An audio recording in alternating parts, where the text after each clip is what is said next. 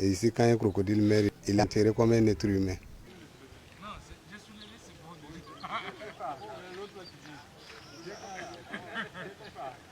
Les monuments que vous voyez nous présentent l'histoire des crocodiles sacrés de Sabou. Et le vieux que vous voyez, c'est le fondateur du village qui était un chasseur. Donc il est parti à la chasse, il avait sa goutte d'eau et en pleine brousse, son eau est finie, il est tombé dans le coma. Et là, c'est quand il était dans le coma. Voilà, et quand il était dans le coma, il était couché. Et là où il était couché à côté d'une mare. Et c'est la mare que vous voyez un peu devant là. Et dans la mare, il y avait des crocodiles. Et comme l'ancêtre, lui, il était dans le coma, il était couché. Donc le crocodile est quitté dans l'eau. Rentré en brousse, chercher à manger, il a vu l'homme couché. Il s'est posé la question comment un être humain peut venir se coucher en pleine brousse. Il est reparti dans l'eau, prendre l'eau avec sa queue pour venir mettre dans sa bouche. Et comme sa queue ne prend pas beaucoup d'eau, il a fait la navette. Il part, il vient, jusqu'à l'ancêtre s'est ressaisi. Et quand l'ancêtre s'est levé, il a suivi le crocodile pour aller boire l'eau là où il prenait l'eau. Et quand il a bu l'eau, il est rentré chez lui. C'est lui qui est assis là-bas.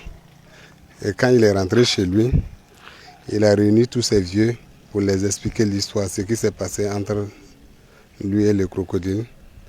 Et depuis lors, le crocodile incarne les âmes des habitants de la famille Sédouko à Sabou. Donc ici, c'est un crocodile mère. Il est enterré comme un être humain. Et quand c'est un vieux crocodile, c'est suivi des rituels. Et lui, c'était le chef de terre. Et le chef de terre est différent du chef du village.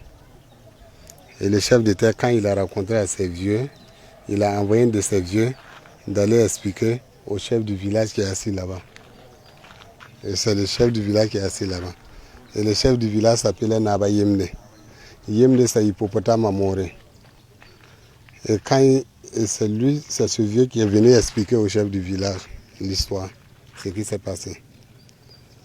Et le chef du village, quand on lui a expliqué, et lui, il a constaté que là où l'histoire s'est passée, les crocodiles sont un peu éloignés de la famille réincarnée par les crocodiles. Donc lui, il a mobilisé sa population à creuser une mare à côté de la famille. Et quand ils ont creusé, l'eau est venue. Et avec les sacrifices des poulets, les crocodiles sont venus rester à côté de la famille réincarnée par les crocodiles. Donc chaque année, il y a toujours des rituels animistes. Et ici, quand un crocodile meurt, il est enterré comme un être humain. C'est interdit d'utiliser la peau ni la chair du crocodile ici. Voilà, donc on demande à tout amateur de photos de ne pas avoir crainte aux crocodiles sacrés de Sabou, car les crocodiles sacrés de Sabou ne feront aucun mal.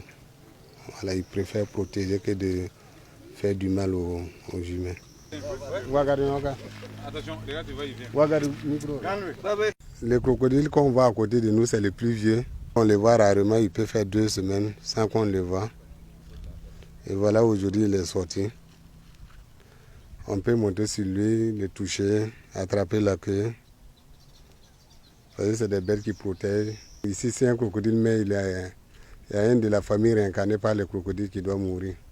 Donc, ils n'ont pas le droit de faire du mal à quelqu'un. Il faut tirer. Boama TV, l'autre télé.